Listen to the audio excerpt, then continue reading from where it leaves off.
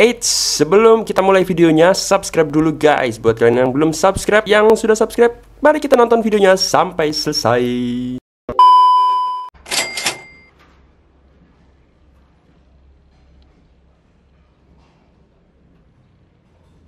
Halo guys, balik lagi di channel kita Zilla World. Hari ini kita akan membahas 5 penyakit paling mematikan untuk iguana ya. Jadi selama aku berkarir ternak iguana, itu ada aja iguana yang tewas guys dengan berbagai penyakit. Nah, aku akan sebutkan 5 penyakit yang membuat iguana mati, benar-benar mati ya guys. Ini dia. Oke, urutan pertama penyakit iguana yang bisa membuat iguana mati adalah penyakit pencernaan. Pasti di antara kalian yang nonton pernah kena penyakit pencernaan dengan tanda-tanda iguananya itu kurus, bagian pangkal ekor kurus, perutnya gembung. Nah, seperti itu guys. Aku barusan lihat di HP lama ini dan ada contohnya ya guys. Setiap iguana yang tewas pernah aku pelihara, pernah aku breed, pernah aku ternak, itu ada fotonya matinya guys. Mati, hidup, survive dari penyakit, terus menetas, iguana yang aneh, itu ada fotonya. Nah, ini aku sebenarnya mau masukin ke ini, tapi gini aja ya, lamaan soalnya. Nih, jadi editornya nggak pusing. Nah, ini kelihatan kan? Ini adalah contoh iguana yang kena sakit pencernaan guys. Pangkal ekornya kurus, tapi ini perutnya nggak ngembung karena udah mati ya. Sebelumnya tuh dia waktu hidup tuh perutnya ngembung. Nah, kenapa ngembung dan kenapa penyakit pencernaan? Gembung itu karena dia tuh makan sebenarnya tapi nggak tercerna. Jadi makanannya tuh ngendap di perut, jadi ngembung kan itu. Nah, sementara dia nggak bisa nyerna, sakit pencernaan itu tadi guys. Terus ekornya lama-lama kurus, lama-lama kesumbat dan akhirnya tewas seperti itu. Itu penyakit yang pertama dan menjadi salah satu yang ditakutkan lah, penyakit yang ditakutkan karena hampir 98% yang kena penyakit pencernaan iguana, baby apalagi itu pasti is dead, alias mati cuy. Kalau iya sih baby, juvenil itu aku nggak pernah ngalamin sih juvenil iguana atau iguana remaja yang kena penyakit pencernaan. Jarang, nggak pernah kayaknya. Baby habis netas itu biasanya dia rentannya itu guys. Makanya di video yang lalu aku bilang 2 minggu sampai sebulan kan tuh ada masa karantina. Nah, itu biasanya ada beberapa ekor, puluh ekor yang terkena sakit pencernaan. Seperti itu. Lanjut, penyakit yang kedua. Oke, penyakit yang kedua yang cukup mematikan juga, yang kali ini menyerang iguana jantan. Betina sih aku nggak pernah ngalamin, tapi bisa aja. Prolapse guys. Prolapse di mana hemipenis atau kelamin si jantan itu keluar dari sarangnya dan nggak bisa masuk lagi. Jadi kalau iguana kawin, itu kan kelaminnya keluar tuh, masuk ke betinanya, spread, selesai kan dia nggak langsung masuk guys. Jadi selesai itu begitu copot, si kelamin jantan tuh masih di luar. Nah, waktu kelamin jantan keluar tuh kadang-kadang ada beberapa ekor yang nggak bisa masuk lagi. Itu karena proses kawin. Ada juga yang waktu pup atau waktu buang kotoran si jantan kan keluar hemipenis juga, nah itu nggak bisa masuk lagi. Contohnya seperti ini ya. Tuh. Nah, cukup jelas lah ya. Nah, ini diperparah juga oleh waktu si hemipenis keluar itu kena tanah biasanya. Kalau udah kena tanah, terus kena kotoran apalah, nggak perlu tanah. Itu biasanya semakin susah masuk, semakin besar kemungkinan terinfeksi juga. Kalau masuk bisa infeksi dan penyakit lainnya lah pokoknya. Bisa nyebar kemana-mana penyakitnya. Seperti itu prolapse ya. Jadi benar-benar ini hemipenisnya keluar dan ini kena kotoran dan akhirnya nggak bisa masuk lagi, tidak tertolong, tewas guys. Seperti itu. Untuk pencegahannya atau pencegahannya itu biasanya aku pernah sharing-sharing juga sama dokter Slamet di Jogja. Itu biasanya kekurangan cairan, bisa jadi kekurangan cairan, terus kebanyakan kawin juga bisa, karena biasanya ada kan yang jantan itu benar-benar dipaksa kawin sehari bisa beberapa betina gitu. Biasanya kalau selective breed ya, aku sudah pernah mempraktekannya juga sih. Dan memang benar ada yang hemipenisnya keluar nggak masuk kan, dia birahinya banget kan. Jadi mau ada betina berapa juga dijabanin, sikat, ternyata kebanyakan dan akhirnya hemipenisnya keluar nggak bisa balik. Azab ya. Oke, itu dia. Untuk pengobatannya sebenarnya operasi paling manjur dan pasti sembuh. pastinya nggak tahu lah ya, tapi yang bisa benar-benar menghilangkan si prolapse ini atau kelaminnya keluar ini dioperasi guys. Tapi kelaminnya biasanya dipotong, nanti hilang, dijahit gitu. Jadi benar-benar udah nggak bisa dikawinkan lagi ya berarti kalau gitu. Aku sih belum pernah, sepanjang pengalamanku sih kalau prolapse aku pakai, di forum banyak yang pakai air gula dilarutin, air hangat gula gitu dilarutin terus sedikit-sedikit dimasukin.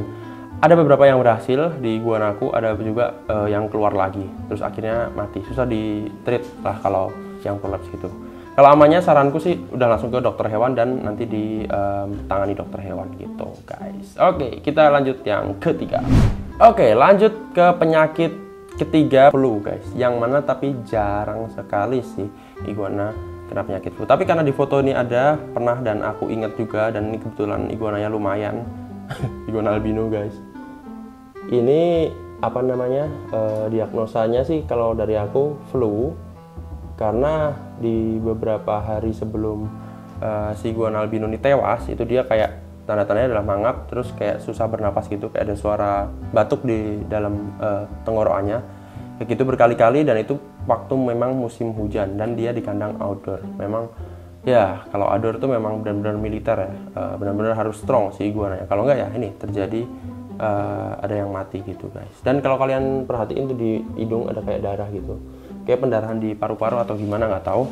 Tapi diagnosaku sih ya, dilihat dari ininya bagian paru-paru lah bermasalah, karena berkali-kali dia kayak mangap terus kayak batuk gitu ya, begitu guys. Walaupun jarang banget karena iguana kan suka matahari dan mereka pasti berjemur, jadi jarang banget iguana yang terkena flu. Kalau nggak musim-musim yang parah, hujannya parah banget, itu baru biasanya kena flu. Dan jarang dijemur juga nih, buat kalian yang punya iguana jarang dijemur bisa nih jadi kayak gini nih, paru-parunya bermasalah kayak paru-paru basah mungkin ya, nggak ini. Sebenarnya ada banyak penyakit guys yang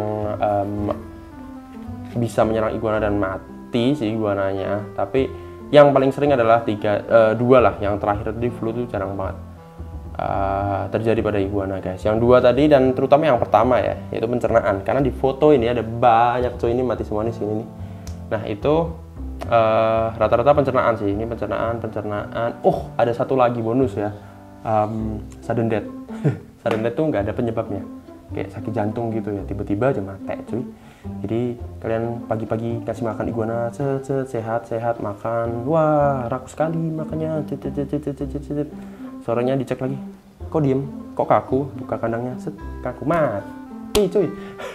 Sudden death atau tiba-tiba modar, tiba-tiba mati, tiba-tiba menghembuskan nafas terakhir, tidak ada penyebabnya. Kalau bisa diperiksa dokter sih mungkin sakit jantung kali ya, tiba-tiba kolaps gitu mati. Nah itu nggak cuman iguana, aku pernah pelihara beberapa reptil juga, termasuk salmon kemarin kayaknya juga sih, nggak tahu. Terus ular juga pernah, terus apa lagi ya, kura-kura gitu, kadal-kadalan gitu ada sih yang pagi sehat dikasih makan rakus banget, sore tewas, sore lemes gitu, terus akhirnya mati. Ada aja guys yang seperti itu ya, sudden death. Ntar ya videonya ya, belum selesai nih kayaknya, banyak dah nih. Ternyata gak cuma pencernaan aja ya. Oh ada, kalau dari betina kan tadi kalau jantan prolapse, kalau betina tuh adalah egg binding atau perutnya tuh nempel perutnya berisikan telur dan nggak bisa keluar. Nih aku ada beberapa fotonya. Tuh perutnya nempel lagi. Apa namanya? Ini telurnya di dalam nggak bisa keluar. Nah itu dia. Tuh. Jadi ya intinya sama, mati guys. Pencernaan, prolapse. Oh ada lagi yang ini bukan ini sih. Kalau breeder biasanya ya, ternak itu biasanya ada yang ngalamin, bukan ada yang ngalamin, pasti ngalamin ya. Ini guys, kelihatan jelas nggak ya? Mudah-mudahan jelas di kamera. Itu adalah egg yolk si iguana, dan iguana barusan menetas. Jadi iguana yang barusan menetas terus mati. Ini sering terjadi di dunia peternakan iguana. Nih, blue iguana tewas tuh, masih bawa egg yolknya. Makanya vlog kemarin aku bikin karena kapan pasnya untuk pelihara iguana, dan umur berapa dan iguana apa yang harus dipelihara gitu untuk pemula atau yang baru pelihara iguana cuy. Begitu cuy. Kita kan nomor guys. Nih panen aku. Panen iguana mati.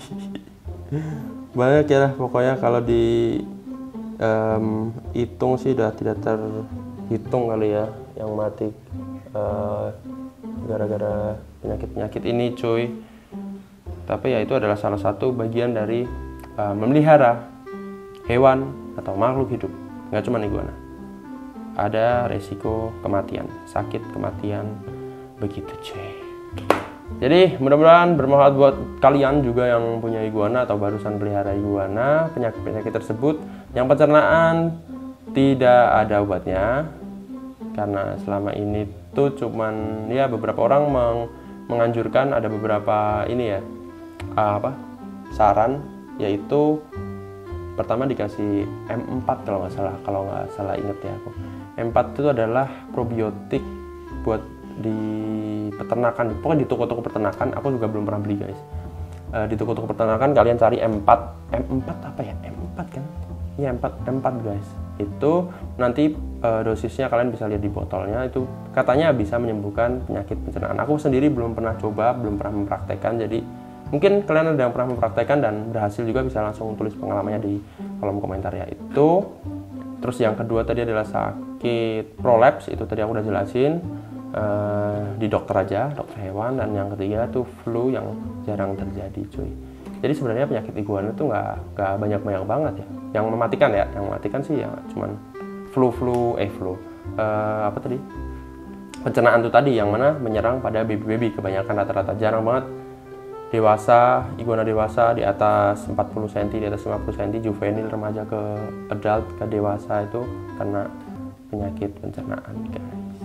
Karena konon katanya si penyakit pencernaan ini itu memang si iguana kan masih baby, dia pencernaannya masih baru, dan katanya ada bakteri pencernaan yang mereka butuhkan untuk mencerna makanannya mereka yang pertama itu. Nah itu mereka nggak dapetin, yang konon lagi katanya itu dari kotoran induknya. Nah ini masih jadi perdebatan sih. Tapi kalau aku sendiri mulai dari 2 tahun lalu kalau nggak salah ya, itu aku udah nggak pernah kasih pup indukannya lagi, dan hidup-hidup aja cuy.